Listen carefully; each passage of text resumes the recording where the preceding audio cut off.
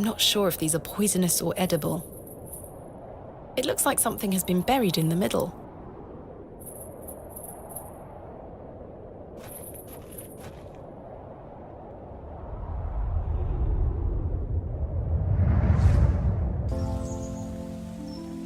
Thomasina, please stop leaving your toys lying about the place. What happened the last time you left your dolly under the tree? A fox ate it, madame. Yes, it did. Fetch it now, won't you? Then I'll fix your supper. Yes, madame.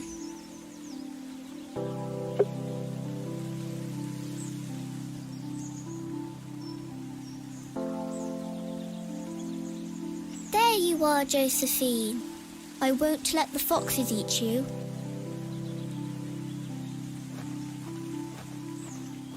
Who's that you have there, little bird? Josephine. She introduced me to the fairies. Oh, fairies, you say? Yes, Daddy. Do you believe in fairies? Of course. Do you see those mushrooms over there? Yes. That's the gateway to their kingdom. That's where Josephine and I go to talk to the fairies. Now, listen to me, Thomasina. Yes? You're old enough now to hear this. There's no such thing as fairies or talking dolls, my little bird.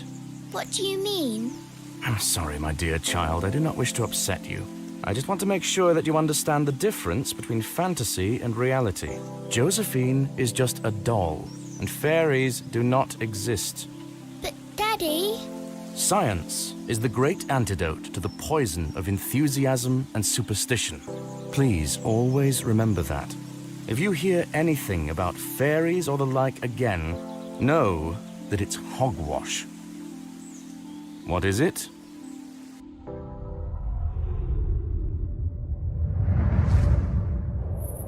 Hogwash. Did Wally bury the doll, I wonder?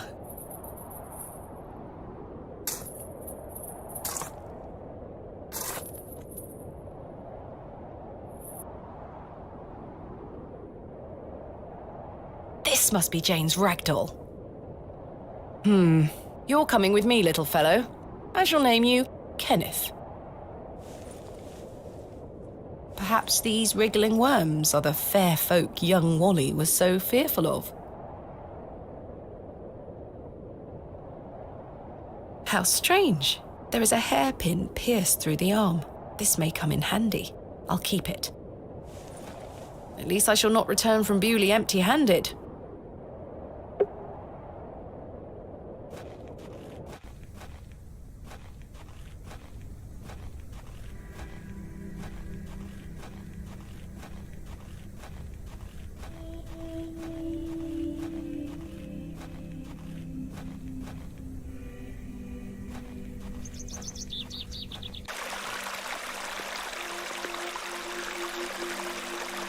I present to you Myrtle. Myrtle! I missed you so much. Now, I believe we had a deal. Hide and seek. Come back! It's in moments like these I thank myself for not having children.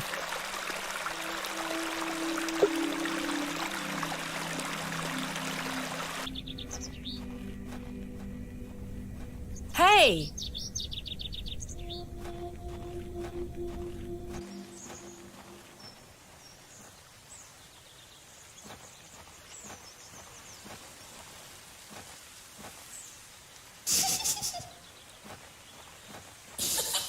Jane? Jane must be hiding in there, the little scamp. Jane, get out of there. Don't make me come in. Fine. Curses. The hole is too small for me to fit through.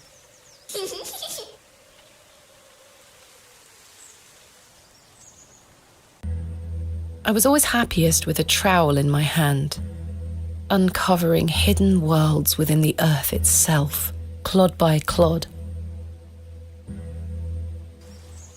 That should do it.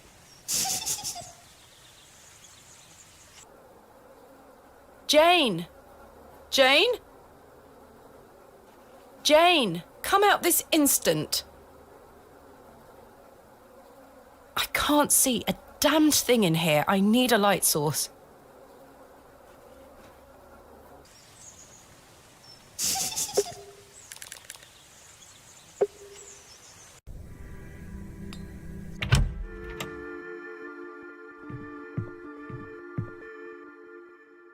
I'm sorry to ask this, Mr. Kemp, but could I please open a tab?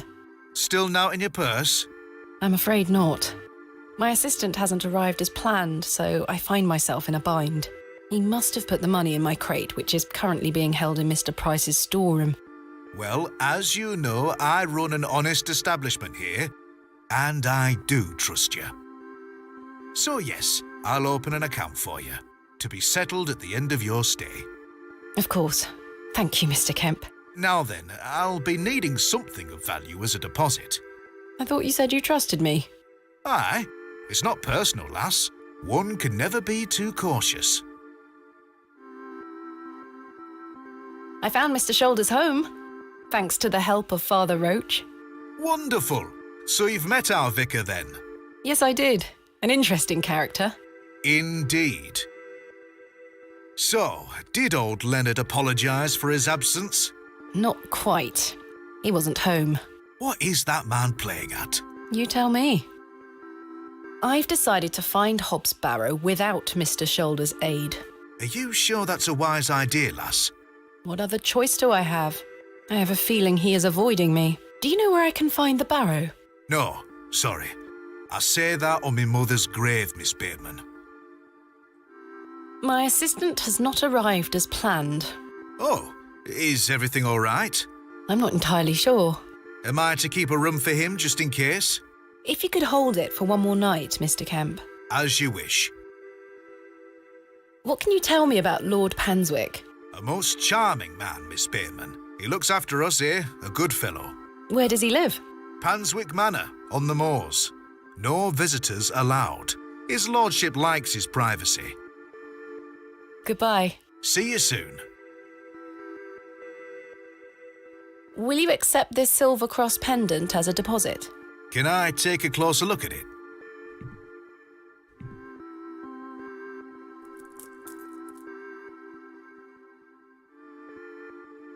Aye, silver.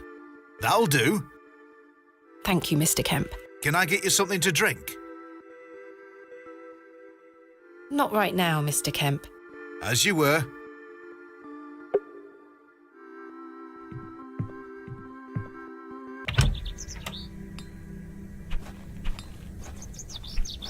Good. Hello, miss.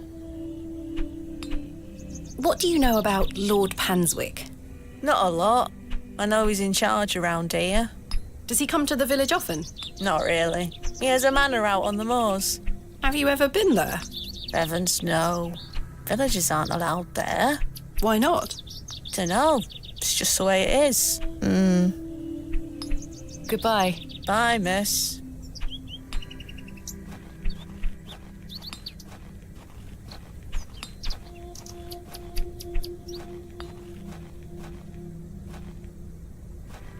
Good day to you, Cyril. How do, lass?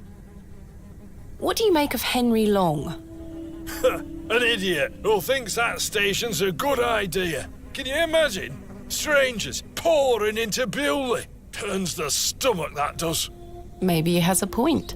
You could travel. Bah! You're an outsider. I'd expect you to have such a bad opinion. But Henry, he's a Bewley lad. We've had the odd Barney or two in the pub over it all. I can imagine. Can I buy you a drink, Cyril? Now? Yes. Go on then, lass. Follow me.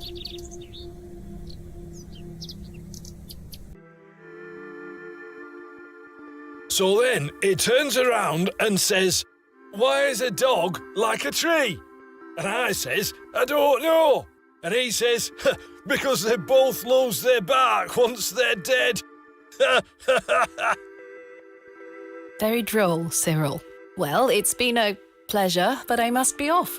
Aye, lass. Ta for the drink. You're not too bad for an outsider.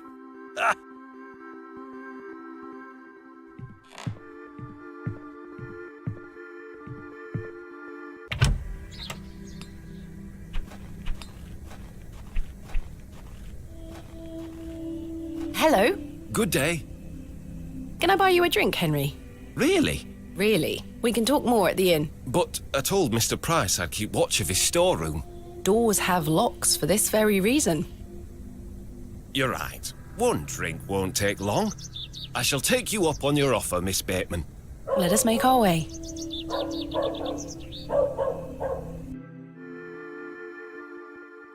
To think, if that station hadn't been built, we would never have met. Blessed be the Midland Railway.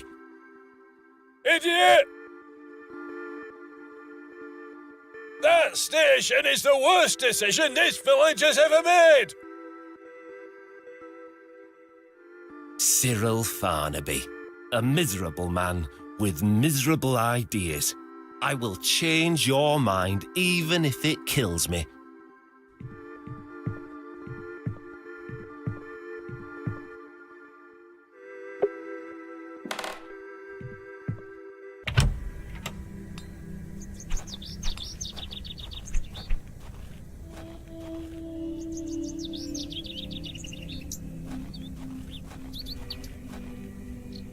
Kenneth taught me this useful trick.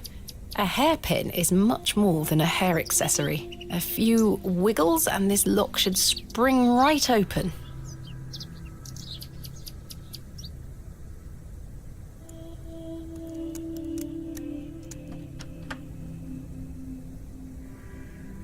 I've snapped the hairpin in the process, but I managed to unlock the door.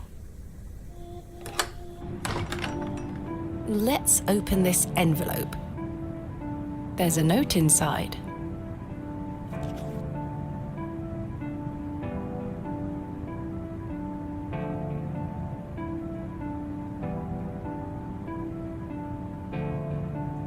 How very frustrating.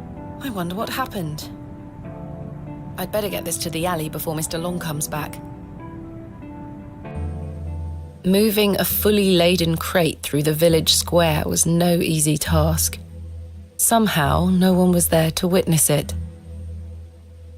But I didn't give up, because I never give up, do I, Mother? I am as stubborn as my father, as you liked to remind me.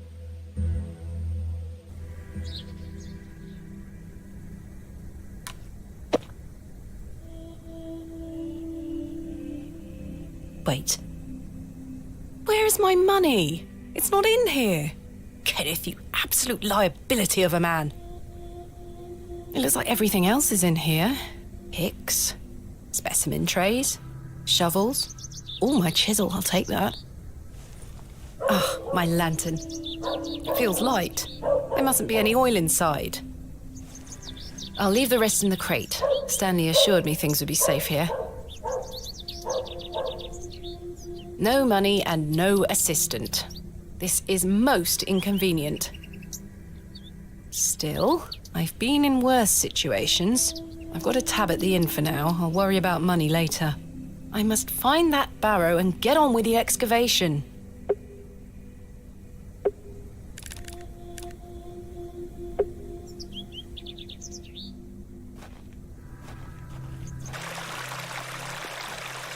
Remarkable. A gargantuan fossilized ammonite. This would look fantastic on my mantelpiece.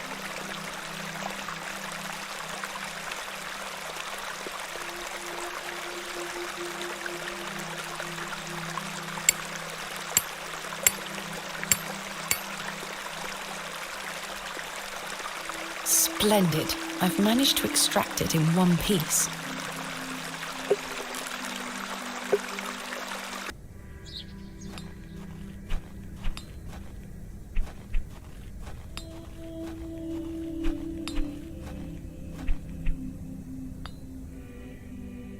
It looks like the same make as my own. Look, we have the same lantern. Aye, so we do. Good day. Yes. I was wondering if you might be able to spare some lantern oil. I don't have much to spare, lass. Paraffin is as rare as hen's teeth in these parts. How much coin do you have? None, I'm afraid. If you're in a bind, I can trade you a small amount. A trade, you say? Aye. Thanks for your time. Aye. Speak to you later.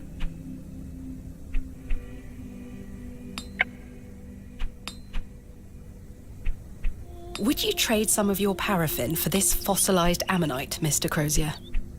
Now then, 'tis a beauty, that. It looks familiar. I'll take it off your hands. Wonderful. Let me fetch some paraffin from inside.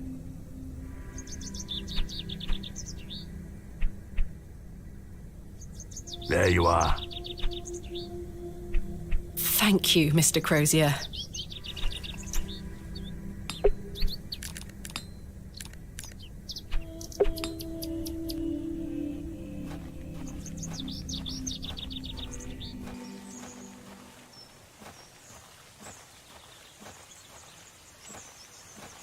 I should fill the lantern with paraffin before I go in there. Fumbling in the dark may cause me to spill the oil.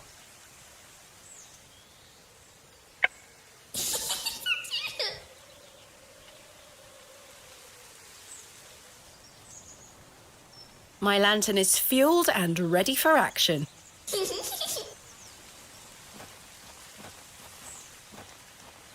Right, let's put this lantern to good use.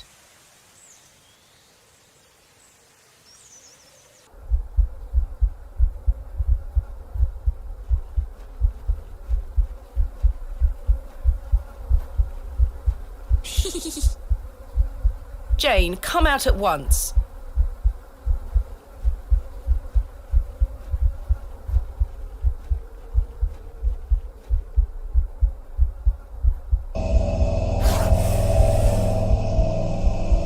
Goodness me!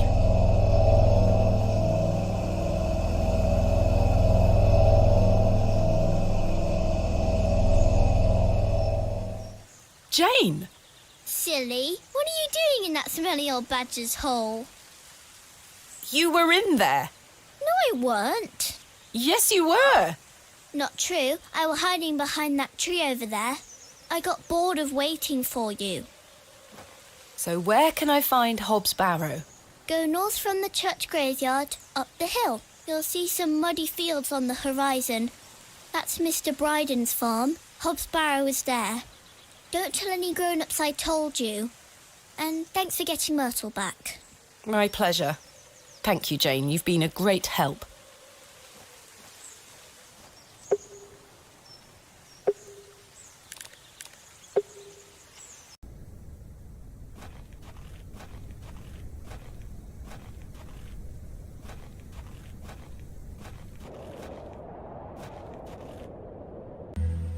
As I trudged through the barren moors, with only the odd sheep for company, I reflected upon my visit to Bewley thus far. The enigmatic Mr. Shoulder and his puzzling disappearance. The townsfolk of Bewley who had made it as difficult as they could for me to find Hob's Barrow. The suspicion, the wariness in their eyes. Only now I know it was actually fear. In the end, it was the innocence of a child, young Jane, that condemned me to my fate.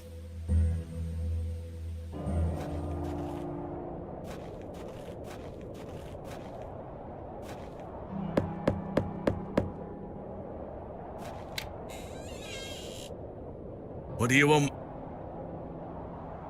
My name is Thomasina Bateman. Mr. Bryden, I presume. Aye? What do you want, lass? I understand Hob's Barrow is located on your land. Oh, well, yes. Why'd you ask? I am an antiquarian, Mr. Bryden. I'm writing a volume on the barrows of England. Oh, I suppose you'll be wanting to dig about it. If at all possible, Mr. Bryden. I was invited to Bewley by Mr. Leonard Shoulder, who told me such an excavation would be possible. Leonard Shoulder? Ha! I haven't seen him in years. The last I heard he were on death's door. There's to be no more digging there, lass. Not since it went so badly last time. Tell me about yourself, Mr. Bryden. I live here with my wife. I might be long in tooth, but I can still run this farm without too much help. Was there a previous excavation of Hob's Barrow? Aye. My brother dug it up. Must have been, 25 years ago. You see, whatever he found inside, well, it drove him mad. Oh? Aye. I moved back here to look after him. Poor bastard hanged himself not long after. I'm sorry, Mr. Bryden. That's terrible. Aye. Time passes, but it were an awful thing.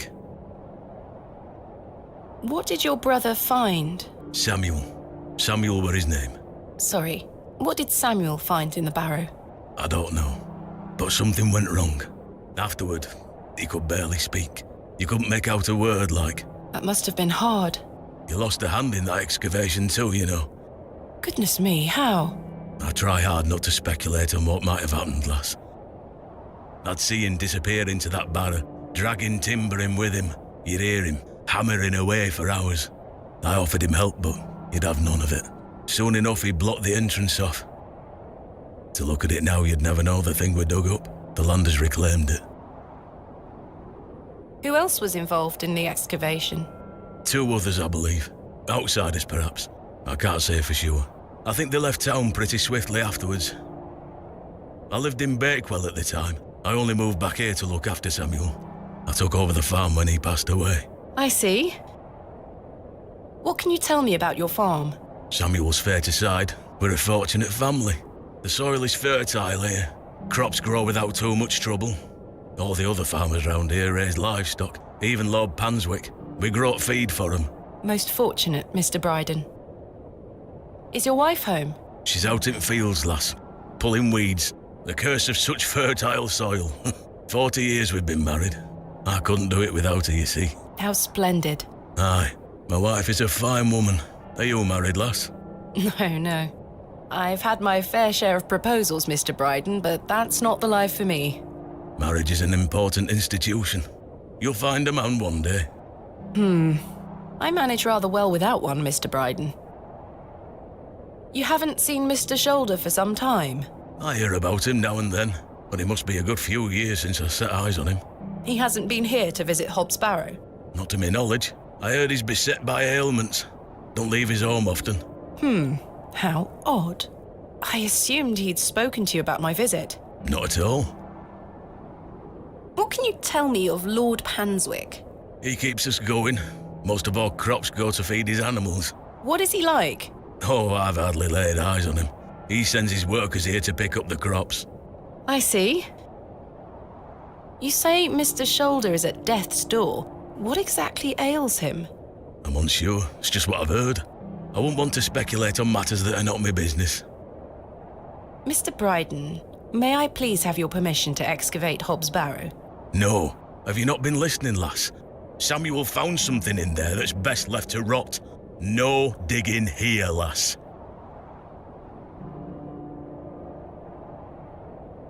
Wouldn't you like to find out more about what Samuel found in there? Perhaps.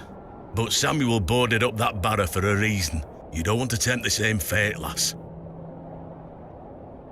Perhaps I can at least see Hob's Barrow. I suppose you've come a long way to be here, lass. All the way from London, Mr. Bryden. Have you any proof of all you've told me? You wish to see proof of what, Mr. Bryden? I can't let any Tom, Dick or Harry wander around me fields. What proof have you of your claims? Thanks for your time. Ta-ra now. Here is proof that Mr. Shoulder invited me to Bewley in order to excavate Hob's Barrow. Leonard making bold promises, I see. Don't make me regret this, but yes, you can have a look at it. Thank you. Any road. Once you've set your eyes on it, you won't be wanting to outdo with it. The place gives one a queer feeling. So where can I find it? Through that gate to your left.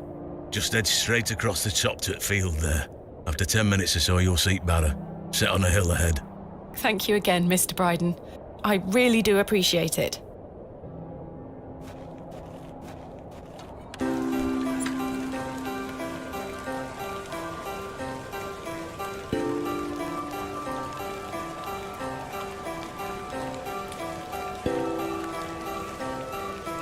I probably should have brought my umbrella. Perhaps I could take a closer look.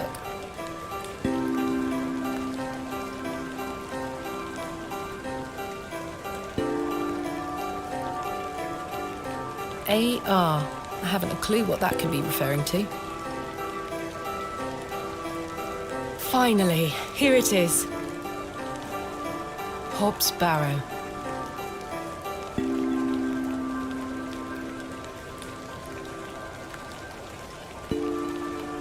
Indeed, a barrow of a most unusual rectangular form. I've not seen something like this since West Kennet Long Barrow. Yes, this shall make a fine entry for my book. What secrets do you conceal, I wonder?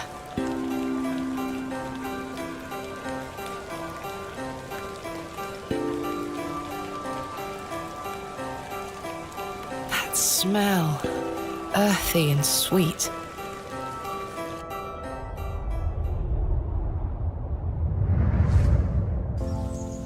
Three, 2, 1. You can open your eyes now, Thomasina. Come.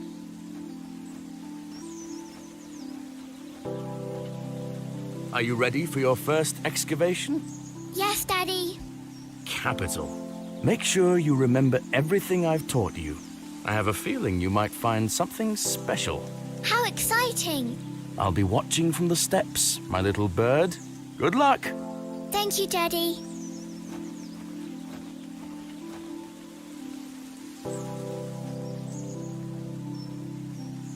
Now I'm ready.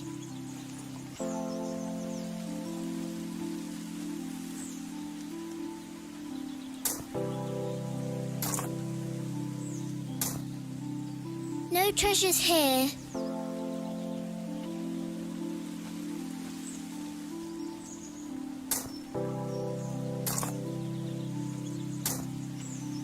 Nothing here.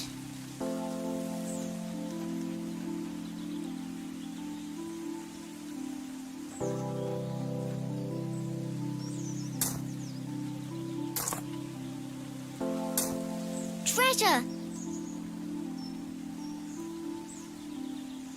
Daddy, I found the treasure! Look! Well done, little bird. Your first successful excavation. That urn you're holding is very old and precious. Take good care of it, all right? I will, Daddy. I promise.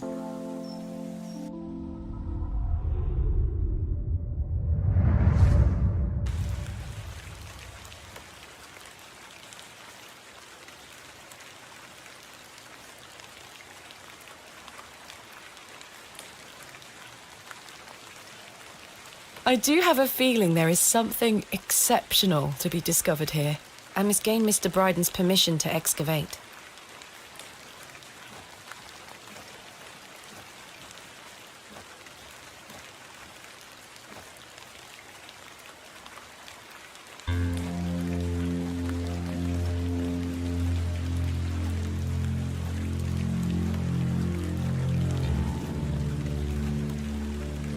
Darkness falls quickly here. I should make my way back to the inn.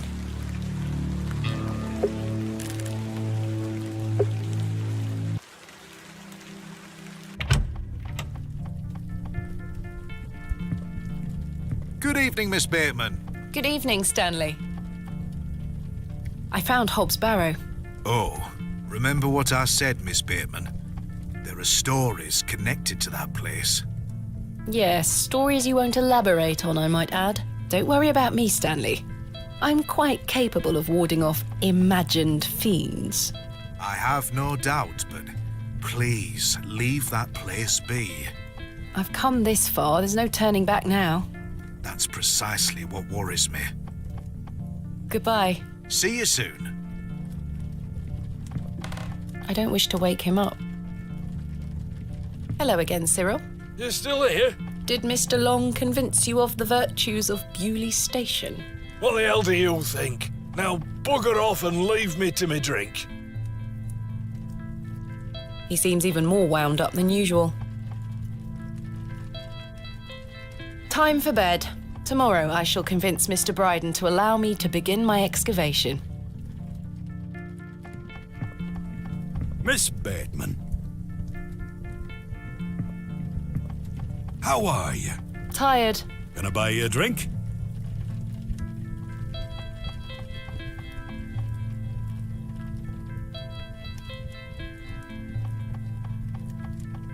No thanks, Mr. Tillett. Please, Miss Bateman. I feel bad about what happened last night. I'm sorry I can't remember it. That's all right, Mr. Tillett. Alcohol can do all sorts of damage to one's memory. I was thinking that maybe if we had another drink tonight, I might remember what happened. I'm not sure that's logical. But worth trying? Oh, Mr. Tillett, if you insist. Very good. Take your seat, Miss Bateman. I shall return with the goods.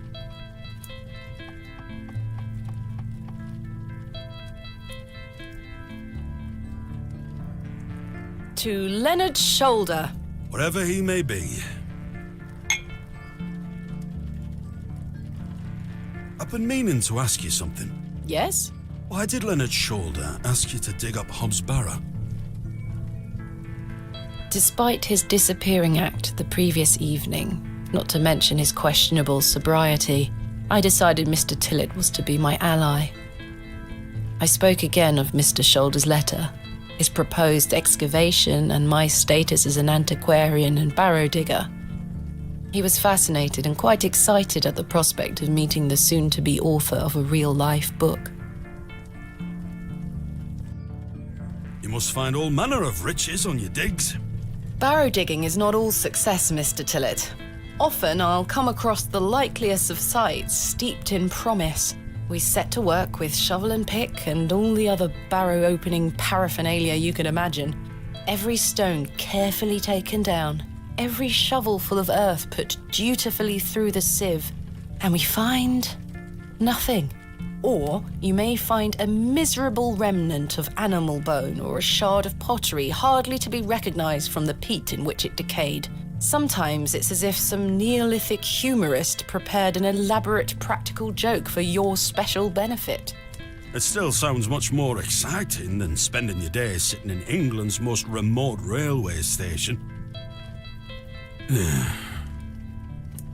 Are you all right, Mr. Tillett? I've had another argument with Agnes. Your wife? Aye. She didn't want me coming to the plough tonight. Truth is, I've been drinking my life away since my mother passed. Oh, that's terrible. I'm sorry for your loss. You're kind, Miss Bateman. Thank you. It's been a year since the old girl left us. She had a horrible end, wasting away, day by day. Consumption got her. She was naught but bones by the end. I can't get the image out of my mind. She were everything to me. I'm so sorry. I apologise for going on, Miss Bateman. It's not appropriate. Don't worry, Mr. Tillett. I appreciate your openness. Used to love going for walks out in the moor, my mother and I. Ever since I were a little one, she'd get a tear in her eye as she looked out upon it. She loved this land. I asked Mr. Crozier to build a bench, which we've erected at a favourite lookout spot on the moors. Margaret's Lookout, we called it. Aye. That's a beautiful tribute. Aye. If you take a seat there, do keep her in your thoughts, won't you? Of course, Mr. Tillett. I can relate in some manner. My father had an accident when I was very young. He's still alive, but he can neither move nor speak. He spends his entire life bedbound and incapable of communicating or looking after himself in any way. How dreadful. He was a barrow digger himself, an antiquarian of some renown. He taught me so much, even though I was so young. I think writing this book is my way of carrying on his work. It helps me reclaim those earlier memories of him, and I visit him often to tell him all about my excavations. Can he hear you? I've no idea. The doctors aren't sure. I'd do anything to make him better, Mr. Tillett. I'd do anything to bring him back to the man he was. I am in a state of suspended mourning for a man caught between life and death. Dreadful. Just dreadful. We all have our weaknesses. Mine just happens to be my father. And what of your mother? A cold woman. We haven't talked in quite some time. I think she blamed me for my father's accident somehow. You were but a child. Indeed. She thus saw it fit that a governess should raise me as she spent her life grieving for my father. Well then, I propose a toast. A toast to what? A shared sense of loss. I'll toast to that, Arthur. Now then, enough of this wallowing. Let us be merry. Another round. I really shouldn't. But I did. And another after that. And another. The frustrations of my visit to Bewley slipped away with each swill of Stanley's finest ale. We had great fun that night, Mr. Tillett and I. I treasure the memory. Go on then. Let's hear those pipes. Mustn't. Sing the song. You're incorrigible. Please. You'll make a sad man happy. Oh, all right then.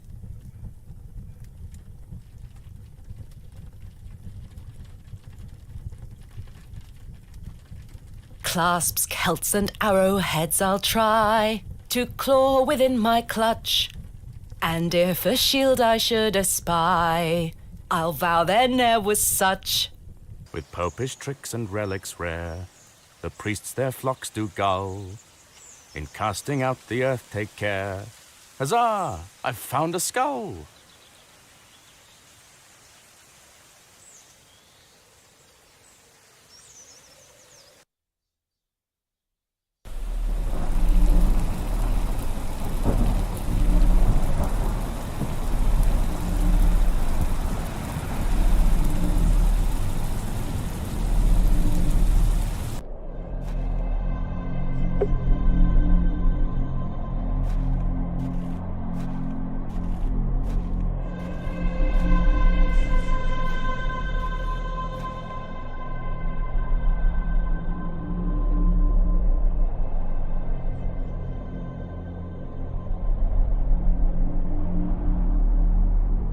Hello, Thomasina.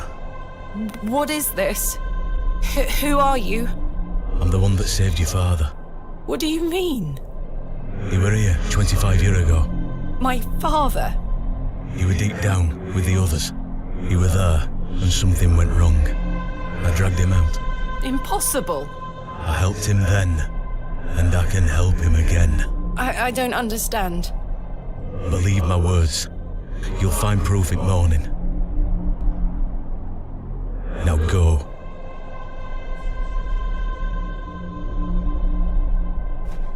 One more thing. This is not a dream.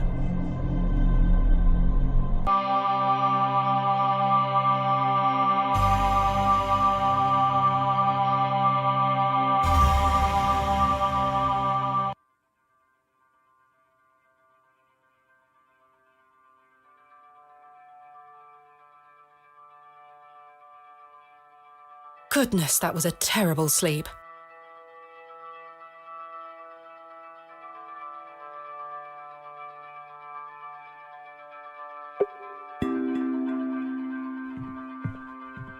What's this?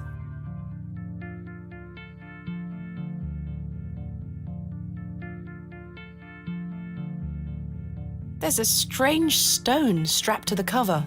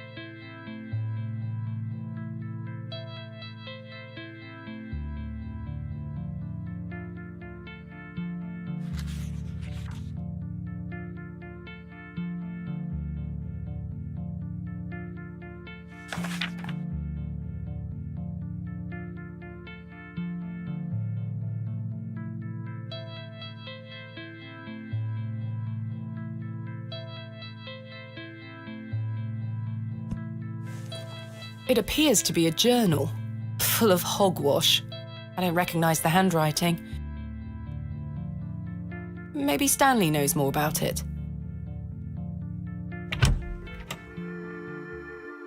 Good morning. How's your head, Miss Bateman? That were quite the tune you treated us to last night. To be honest, Stanley, I felt better. I take it you slid this journal under my door? I beg your pardon? The journal, Stanley. I certainly did no such thing.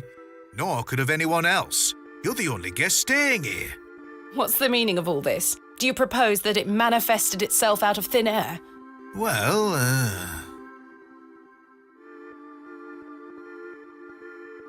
I'm sorry. I just don't understand how else it could have got there. Are you sure there was no one else here overnight?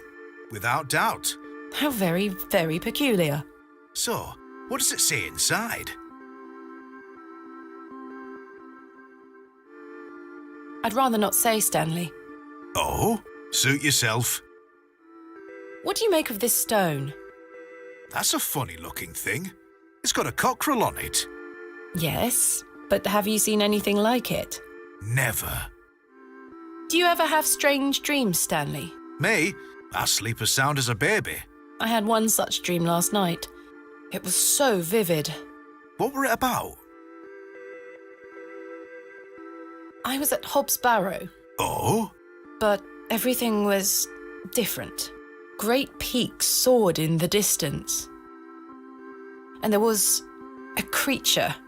A creature, you say? Yes, a short, robed fellow, eyes as black as pitch. It told me that my father had been there in Hobbs Barrow many years ago, but something went wrong, and the creature helped him escape. It said that I would find proof in the morning. Oh, the journal. You've had a premonition, lass. Please, Stanley, I've no time for that nonsense. But I'll admit it's a strange coincidence. Now, what did I tell you about Hobbs Barrow?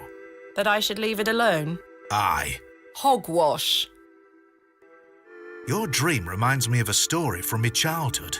An old folk tale about Hobbs Barrow. What is this folk tale you mention? Well, when I were a wee boy, there were talk of a goblin. They say he lived inside Hobbs Barrow, hence the name, Hobbs Barrow.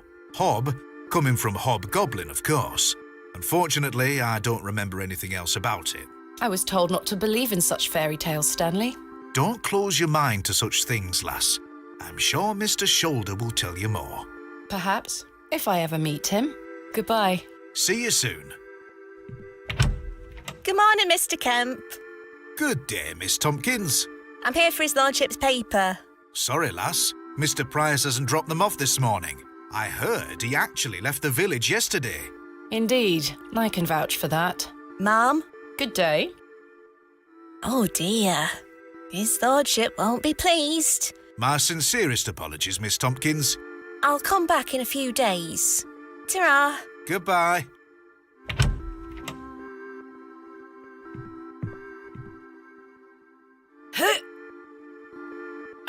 Goodness me, I can't budge it. Be careful, Miss Bateman. You'll cut yourself. I spent all morning trying to get that bloody thing out. I shall be having words with that scoundrel next time he shows his face.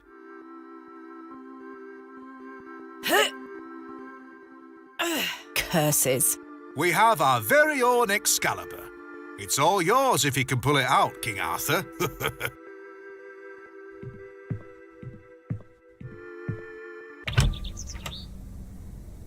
Right, I need to convince Mr. Bryden to let me excavate Hobbs Barrow and find out where this journal came from. Curses! I forgot I had this worm in my pocket. Poor thing is dead now. Rest in peace, Kenneth. I've just noticed this matchbox is completely damp from the rain. The match is no use to me anymore.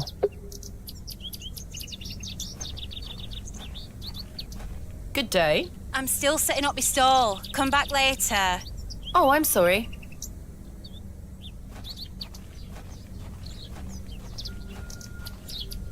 Good morning, Father Roach. Ah, Miss Bateman. What a pleasure to see you again. Have you tracked down Mr. Shoulder yet?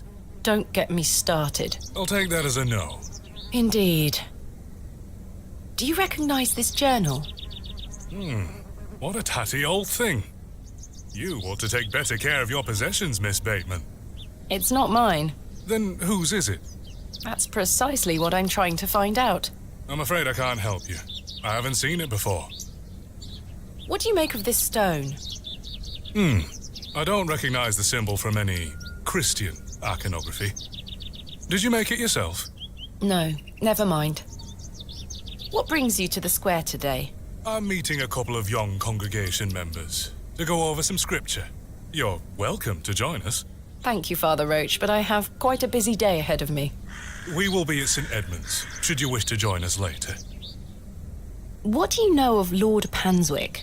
Oh, yes. A rather important fellow around here. His vast land holdings give many a steady employment. I hear he is renovating an old chapel on his land. Aye, I've heard such reports. He believes this to be a godless land, something I wholeheartedly disagree with. To which god his chapel will be dedicated to remains a matter of concern. Why do you say that? Oh, my apologies. Don't listen to my oafish conjecture. Let us move on. Thanks for your time.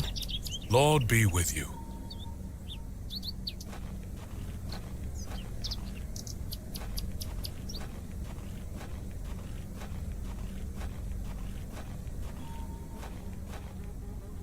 Thomasina!